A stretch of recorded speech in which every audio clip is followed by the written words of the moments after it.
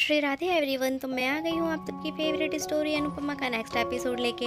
आज का एपिसोड बहुत ही इंटरेस्टिंग और दिलचस्प होने वाला है। तो जहाँ हम देखते हैं कि जो राही होती है वो चोर को पकड़ लेती है और चोर को बहुत डांट लगाती है और उसे मारने ही लगती है। तभी वहाँ पे पुलिस आ जाती है। पुलिस को देखते ही जो राही होती है वो बहुत घबरा सी जाती है कि चोर को पकड़ने के लिए जो पुलिस आई है कहीं वो उसको ना पकड़ लें, बिकॉज वो अपने पास्ट को लेके बहुत ही डरती रहती है चोर पुलिस से। और यहाँ पे हम देखते हैं कि वो वहाँ से चली जाती है। यहाँ पे तभी अनुपमा पहुँचती है और अनुपमा जो होती है वो चोर को बहुत डांटती है और मारती है और बोलती है कि तुम भगवान की नगरी में ऐसी चोरी कैसे कर सकते हो। फिर जो चोर होता है उसे पुलिस पकड़ के लेके जाती है और अनुपमा जो होती है वो अपना पर्स देखती है। उस पर्स में जो उसकी फ़ोटो रहती है वो अनुज और राध्या की वो देखती है और उसे देख के वो खुश होती है क्योंकि वो उसे मिस करती रहती है। और यहाँ पे हम देखते हैं कि जो प्रेम होता है वो उसे बोलता है कि शायद आप फ़ोटो आपने जो रखा है वो बहुत ही करीबी है आपके और आप उन्हें ही ढूंढने आई हैं। यहाँ पे हम देखते हैं जो राही होती है वो बहुत घबरा जाती है और वो बोलती है, अपने आप से ही बात करती है कि पता नहीं क्यों मैं पुलिस को देख के इतनी घबरा सी जाती हूँ मेरे पास्ट की वजह से। और यहाँ पे जो अनुपमा होती है वो उसे थैंक यू बोलती है कि तुमने बहुत हेल्प की है मेरी। और यहाँ पे तभी अंश आ जाता है और अंश जो होता है वो बोलता है कि मुझे वो बाजू में एक आंटी खड़ी थी, उन्होंने बताया कि आपकी पर्स चोरी हो गई थी और वो कोई लेके भाग गया था। तभी जो अंश होता है वो बोलता है कि वो आश्रम वालों का कोई कॉल नहीं आ रहा है और कोई भी लेने नहीं आया हमें। तभी यहाँ पे सत्तू आता है और वो हम लोग उनको बोलता है कि मैं आप लोगों को रूम दिला देता हूँ क्योंकि अब मैं बहुत अच्छा ही रूम दिलाऊंगा और क्या पता कौन आपको दिलाने वाला है। तो वो बोलती है कि हम जिस आश्रम में रुकने वाले हैं हमारी बात हो चुकी है। तो वो बोलता है कि वो लोग फ्रॉड हो सकते हैं। तभी यहाँ पे हम देखते हैं कि वो लोग को प्रेम बोलता है कि हाँ वो अच्छा रूम देगा, आप चले जाइए वहीं पे। तभी वो लोग वहाँ से चले जाते हैं और यहाँ पे प्रेम जो होता है वो राही के झुमके देख लेता है और उसे याद कर लेता है और वो बोलता है ये तो सिर्फ मूवीज़ में होता है। यहाँ पे हम देखते हैं कि जो व्यास जी होते हैं वो राही से बात करते हैं और वो बोलते हैं कि तुम ऐसे कैसे कर सकती हो बेटा, तुमने आज फिर से एक क्लाइंट को खो दिया और हम अगर ऐसे ही रहा तो हम कैसे उसे पैसे रिटर्न करेंगे और ये आश्रम कैसे हम छुड़ाएंगे, ये गिरवी रखा हुआ है। तभी यहाँ पे हम देखते हैं कि जो राही होती है वो व्यास अंकल से सॉरी बोलती है और वो बोलती है कि मुझसे गलती हो गई है व्यास अंकल और मैं क्या करूँ, मुझे पता नहीं क्यों अहमदाबाद वाले लोगों के नाम से ही मुझे बहुत डर लगता है। मेरा हाथ पैर काम करना बंद कर देता है, मेरा दिमाग काम करना बंद कर देता है। यहाँ पे हम देखते हैं कि जो बाव होती है वो दशहरा के लिए लड्डू बनाती रहती है। तभी वो बात बोलती रहती हैं बा कि पता नहीं ये अनुपमा को क्या ही है, जब काम का समय आता है तभी वो दुनिया भ्रमण करने के लिए निकल जाती है। तभी यहाँ पे किंजल आती है और वो बोलती है तो आप क्यों काम कर रही हो, आपको क्या ज़रूरत है करने की, अब सब लोग डिजिटल हो गया, सब जब मंगवा सकते हैं ऑर्डर कर सकते हैं तो आप क्यों बनाने लगी हो। तो वो बोलती है बा कि जब तक मैं ज़िंदा हूँ तब तक मैं बना दे रही हूँ, जब चली जाऊँगी तब तुम लोग मंगा के खा लेना बाहर से। तभी वहाँ पे माही आती है और वो बोलती है कि लाइए बा मैं आपकी हेल्प करवा देती हूँ। तभी जो किंजल होती है वो उसे बोलती है कि ये लो दूसरी अनुपमा आ गई। तो ये जो माही होती है वो बोलती है कि हाँ लेकिन भाभी आपको भी लोग पहले छोटी अनुपमा के नाम से जानते थे। तो वो बोलती है कि हाँ वो मेरी बहुत बड़ी गलती थी लेकिन अब मैं समझ गई हूँ अनुपमा बनना सबसे बड़ी मुश्किल का काम है और ये अनुपमा बनना बिल्कुल भी सही नहीं है लाइफ में। और यहाँ पे हम देखते हैं कि जो अनुपमा होती है वो प्रसाद के लिए लड्डू बांटती रहती है सबको देने के लिए। तभी वहाँ पे अंश और प्रेम आते हैं और प्रेम होता है जो वो भी बोलता है कि लाइए मैं भी आपकी हेल्प कराता हूँ मैम। और अंश को ये चीज़ें बहुत ही ऑड लगती है कि ये लड़का क्यों इतना चिपकू हो रहा है, क्यों मेरी अनु माँ से इतना चिपक रहा है, मतलब उसको ये सच में इतना स्वीट है या फिर ये सिर्फ स्वीट बनने की एक्टिंग कर रहा है। तो अंश को ये बिल्कुल भी अच्छा नहीं लगता है। तभी अंश उसको घूर के देखता रहता है और अंश बोलता है कि लाइए अनुमा मैं भी बनाऊंगा लड्डू। तो वो भी लड्डू बनाने लगता है। तभी उसे ऐसा लगता है कि अंश जब ऐसा करता है तो अनु बोलती है कि अरे वाह आज मेरा बेटा भी लड्डू बनाएगा। तो इस बात से उसे खुशी मिलती है। पर अंश को कहीं ना कहीं प्रेम से थोड़ी जेलसी होने लगती है कि वो इतना क्यों अनु माँ के क्लोज आ रहा है। तो वो कुछ उस वक्त तो नहीं करता बट फिर भी वो उसके ऊपर ध्यान रखता रहता है कि ये हर जगह क्यों इतना चिपक रहा है। तभी हम यहाँ देखते हैं जो बा होती है वो डॉली से पूछती है कि तुम्हारे पास इतने पैसे कहाँ से आए। तो जो किंजल होती है वो वो इतने बड़े बड़े कॉन्सर्ट करती है तो वहाँ पे इसे अच्छी अच्छी रकम तो मिलती ही होगी वहाँ से। तो जो पाकी होती है वो बोलती है कि हाँ मिलते हैं तो हैं, पर उसके ऑलरेडी उसके मेकअप, ड्रेस और बाकी के कैब की बुकिंग वो सब में पैसे तो लगते ही है ना। तो वो बोलती है कि हाँ लगते तो होंगे, तो कहाँ बचते हैं। तो वो बोलती है 500,000 रुपये बचते। तो बोलती है 500,000 रुपये के लिए इतना करने का ही क्यों, तुम घर पे ही बैठो। तो बोलती है कि हाँ जैसे कि आपकी बेटी की तरह मेरी बेटी भी खा खा के मोटी हो जाए। तो इस बात से किंजल थोड़ी ऑफेंड हो जाती है। तभी हम यहाँ देखते हैं कि माही वहाँ पे रहती है। तो लोग जो किंजल होती है वो बोलती है कि घर के लिए एक चवन्नी कोई नहीं देने वाला है।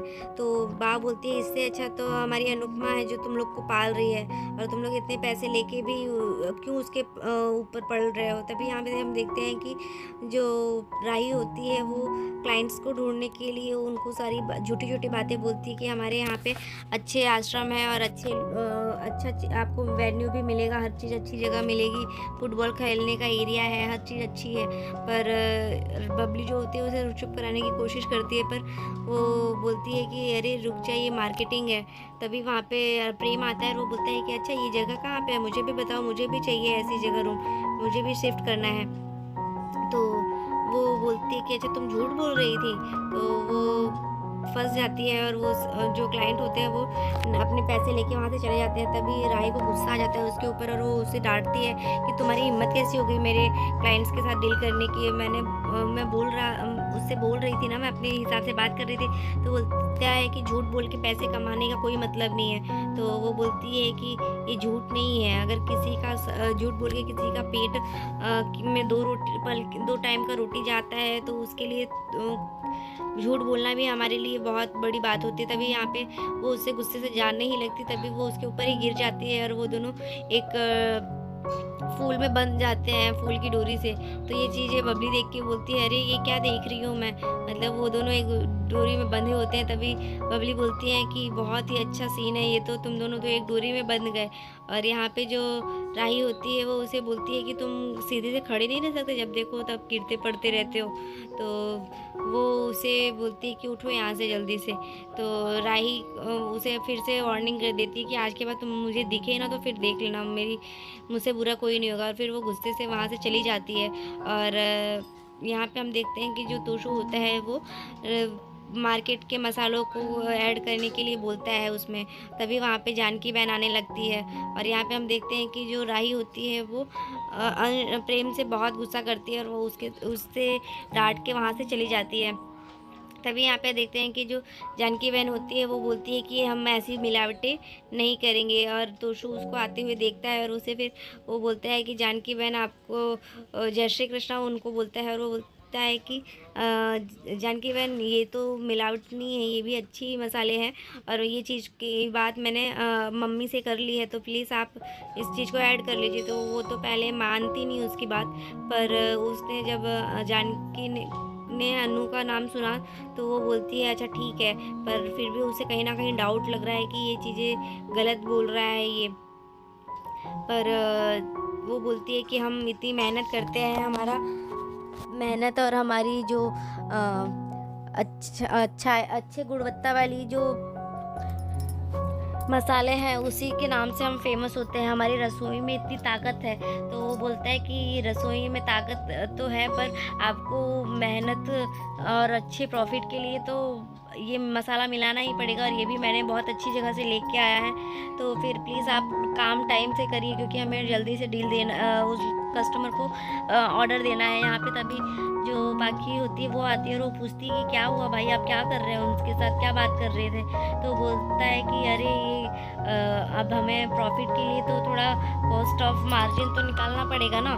तो अगर हम बल्क में ऑर्डर देते हैं मसालों का तो उसमें भी हमें 10% का डिस्काउंट मिलेगा। फिर वो बोलती है अगर माँ ने मम्मी को पता चल गया तो वो बोलता है कि कैसे पता चलेगा। तो बोलती है कि मम्मी तो मसालों को सूंघ के भी पता कर लेती, पर वो बोलता है कि यार अभी तो जाने दे, वो मुश्किल से तो वो हमें छोड़ के गई है और मैं डील कर रहा हूँ। तो उस वजह से वो लोग खुश होते हैं। यहाँ पे हम देखते हैं कि जो अनुपमा होती है वो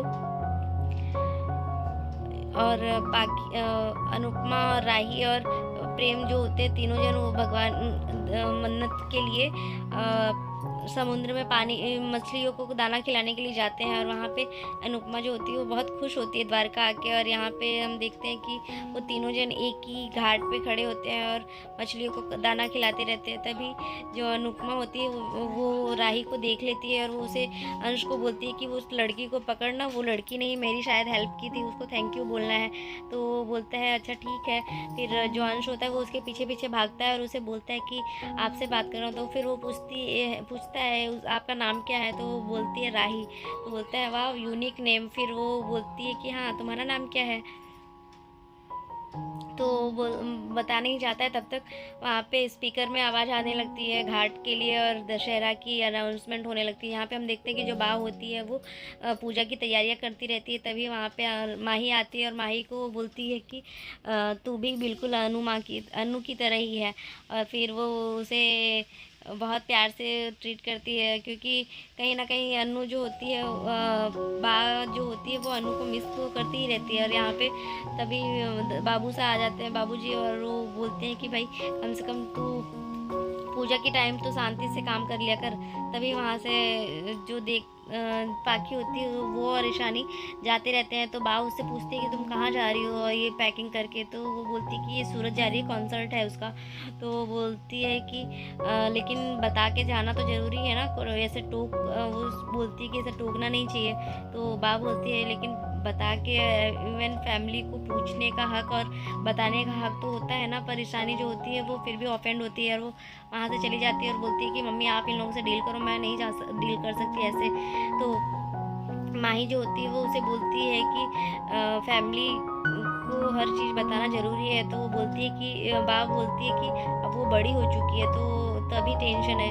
पाखी जो होती है वो बोलती है कि आपने तो मेरी कोई भी विश पूरी करने नहीं दिया आप लोगों ने, लेकिन कम से कम मेरी बेटी को तो ये करने दीजिए। तो वो बोलती है तुमने अगर हमने कौन सी तुझसे कोई आज़ादी छीन ली, तू तो हर चीज़ अपने मन से ही करती है ना। और फिर अगर तूने कर भी लिया था तो कौन सा तू मिसवर्ड बनने वाली थी। तो इस बात से फिर पाखी थोड़ा ऑफेंड होती है और उसे भी ऐसा लगता है कि ये क्यों ऐसा बाप मेरे लिए बोल रही है। पर वो बोलती है कि तू चली जा बेटा, मैं हूँ तेरा साथ देने के लिए, तो तू इन लोग की बात मत सुना। और वो फिर पाखी को जो होती है वो ईशानी को सूरत कॉन्सर्ट के लिए भेज देती है। और यहाँ पे जो राही होती है वो कहीं ना कहीं इस बात से टेंशन में रहती है कि अब क्या होने वाला है। और यहाँ पे अंश जो प्रेम होता है वो भी आता ही रहता है। तभी अचानक से उसे टक्कर लगती है, जिससे वो अंश प्रेम से जब टक्कर लगती है तो राही जो होती है वो अनुपमा के गले में चली जाती है और वो फिर उसे गले लगा लेती है। और अनुपमा को एहसास होता है कि ये उसकी बेटी ही है। तो आज के एपिसोड में बस इतना ही है फ्रेंड्स। देखते हैं नेक्स्ट एपिसोड में क्या होने वाला है। एपिसोड अच्छा लगा हो तो प्लीज़ वीडियो को लाइक करना, चैनल को सब्सक्राइब करना मत भूलें। तब तक के लिए bye bye, take care, Radhe Radhe. तो मैं आ गई हूँ आप सबकी फेवरेट स्टोरी अनुपमा का नेक्स्ट एपिसोड लेके। आज का एपिसोड बहुत ही इंटरेस्टिंग होने वाला है, तो प्लीज़ वीडियो को पूरा देखें। और चैनल पे अगर नया है तो चैनल को लाइक, सब्सक्राइब और बेल आइकन को प्रेस करना बिल्कुल भी ना भूलें। आज का एपिसोड में हम देखने वाले हैं कि जो अनुपमा होती है वो चोर को पकड़ने के लिए चोर के पीछे पीछे भागती रहती है वो उस प्रेम के साथ एक्टिवा पे।